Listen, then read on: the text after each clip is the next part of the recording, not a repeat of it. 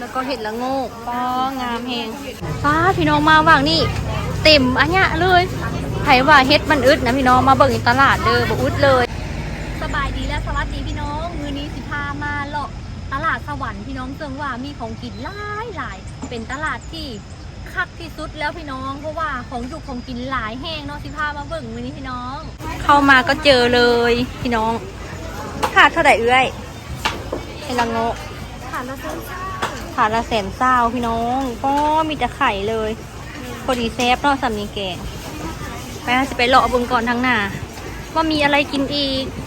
เอาหนุ่มน้อยไปใส่ละหลงกันกับดงน้อยแล้วพี่น้องโอ้ยยุฟุตดงน้อยยุฟุตหน่อไม้ต้มพี่น้องหน่อไม้สดก็มีปลาถาดนี่แห้งใหญ่ยันถาดละ200,000ตัวนี้เห็ดละโงกหลายอะไรอยู่ตลาดพี่น้อง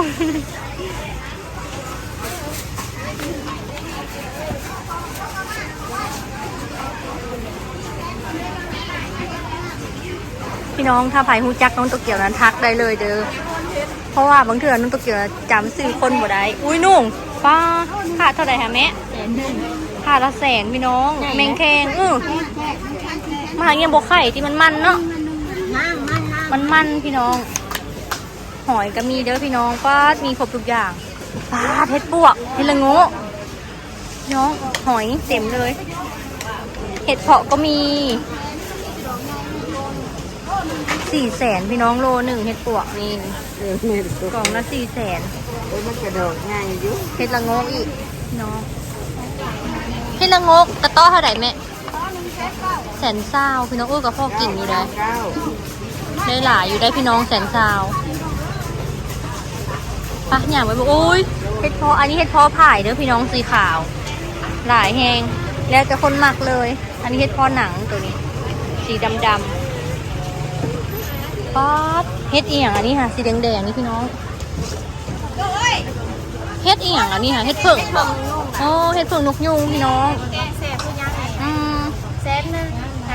ค่าละ100,000พี่น้องนี่เฮ็ดเพิ่งนกยุงโอ้คักเนาะพี่น้องเฮ็ดละโงกหลายแฮงเฮ็ดละโงกงามเนาะสีแดงพี่น้องนี่เฮ็ดพึ่งนกยูงตะอ่อนเฮ็ดละโงกเด้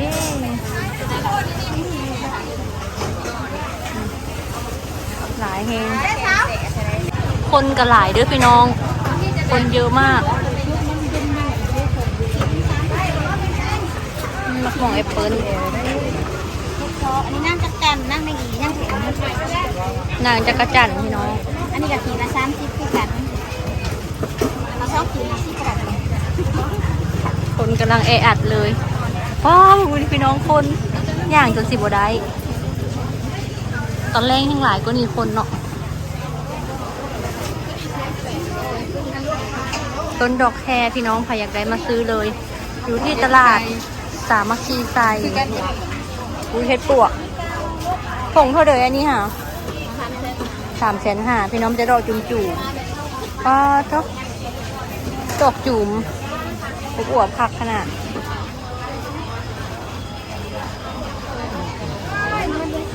จะอ่อนเฮ็ดเพาะได้เป็นซามเลย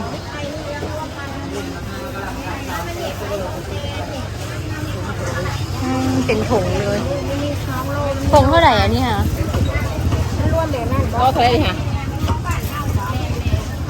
เอาเบอร์หนึ่งก็ใน200,000เลยค่ะอันนี้โล6 กรัมพ่อเท่าไหร่ค่ะถุงเท่าไหร่โล6 กรัมราคาเท่าไหร่ราคา180,000ก็ได้180พี่น้องนี่เดี๋ยวเขาจะขึ้นเงินบาทให้เดี๋ยวว่าเท่าไหร่พี่น้อง40ก็เท่าเด้อ180เด้อพี่น้องมึงผักขนาดเลยผูกเฮลังโงเป็นถุงละ180โลนึงโดยโล180เนาะจะเฮ็ดที่มุมเหรอเห็ดปวกก็มีก็ตะอ่อนดิ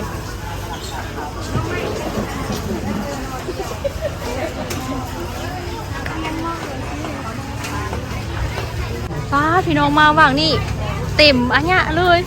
ไผว่าเฮ็ดมันอึดนะพี่น้องมาเบิ่งในตลาดเด้อบ่อึดเลยอยู่ตลาดป้อไข่ใหญ่เลยนอนมองกินแค่มองไปขาย กินแล้วยังบ่อยากเลยสิ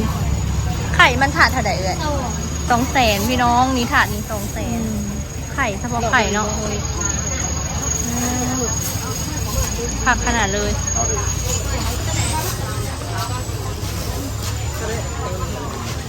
หอยถาดเท่าไหร่ดิเนาะเดี๋ยวลองถามราคาก่อนถาดเท่าไหร่นี่ฮะถาดละ60พี่น้องโล1 60หอยนาผักขนาดตุ้ยๆพอดีกินซ้ำนี้ค่ะพอดีแซ่บหน่อนางดินก็มีจ้านี่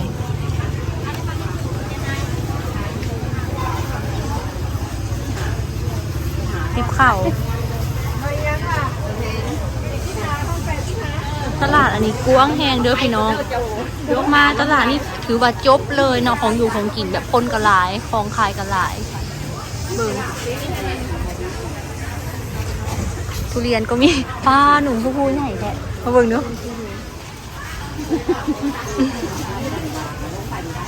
ป้างามแหงทุเรียนคือสีแก่จัดเนาะทุเรียนไทยอย่างเงี้ย600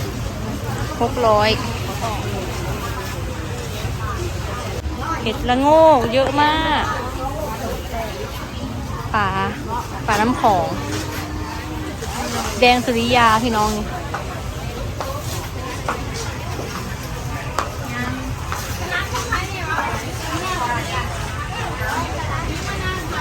อันนี้เป็นโซนป่าเนาะ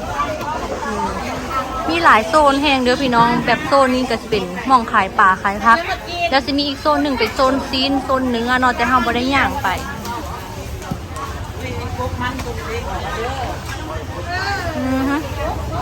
เห็ดเฟือง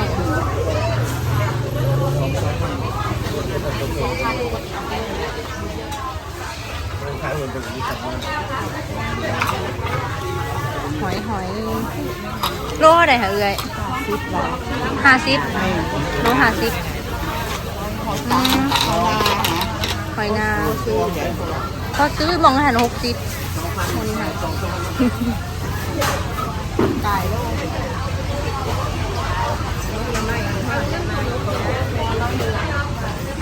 ันเล่เด้อ10,000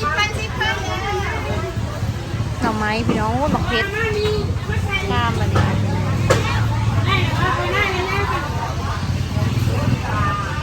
ของกินพี่น้องเล็กน้อยคือสิมักน้องแบบนี้นี่จะขนมคิดว่าหนุ่มน้อยไปไหนถ้าอยู่นี่เอาซื้อเลยเหรอเราซื้อสบายดีกล้วยทอดแบบนี้แหละที่เราอยากกินซื้อเพื่อตัวเดียวก็เลยถูกถุงจักพันตัว22 บาทปะมันลดอย่างหรอไปเบิ่ง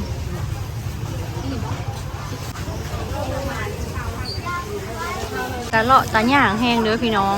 นี่ผู้ใดอยากมากกับมาได้เด้อตลาดสามัคคีไซค่ะบ่ฮู้กะถามคนแถวซอยนะเขตนี่ฮู้เบิดเลยเนาะ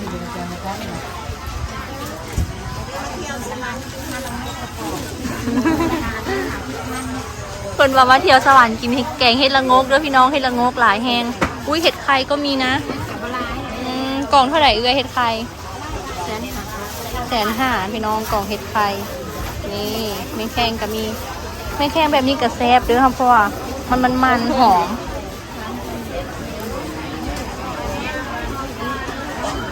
ก็เห็ดไข่เห็ดอันนั้นเนาะ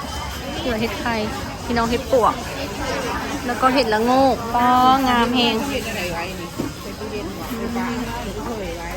กล่องเท่าไหร่นี่อันนี้200,000พี่น้องกล่องละ200,000กีบ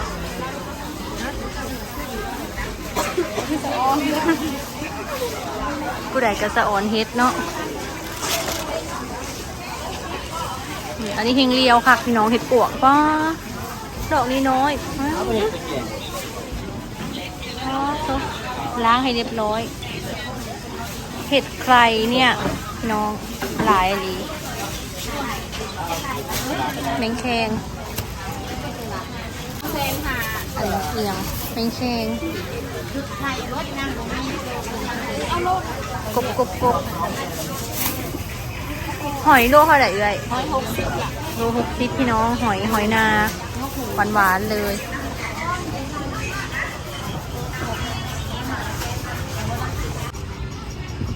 พี่น้องโนตเกียวพาพี่น้อง FC มาเลาะเบิ่งตลาดซื่อๆเด้อเฮาน่ะโนตเกียวหาได้ไข่น้องน้อยให้ได้ทอดกล้วยพี่น้องได้จะซ้ำนี้น้องมื้อนี้เฮาบ่ได้ซื้อพามาเลาะมาเบิ่งซื่อๆพี่น้องสะอ้อนสะอ่อนพายักมากก็มาได้เด้อพี่น้องเด้อ ตัวจริงกันได้จะทำนี่เหรอนี่ ได้จะซ้ำนี้พี่น้องสิขอตัวกลับบ้านก่อนมื้อนี้สำหรับคลิปนี้ฝากพ่อแม่พี่น้องกดไลค์กดติดตามกดแชร์เด้อที่สำคัญบอกกดคำโฆษณาเด้อ ไปดี บ๊ายบาย ร้านนี้แหละทำให้เด็กร้องไห้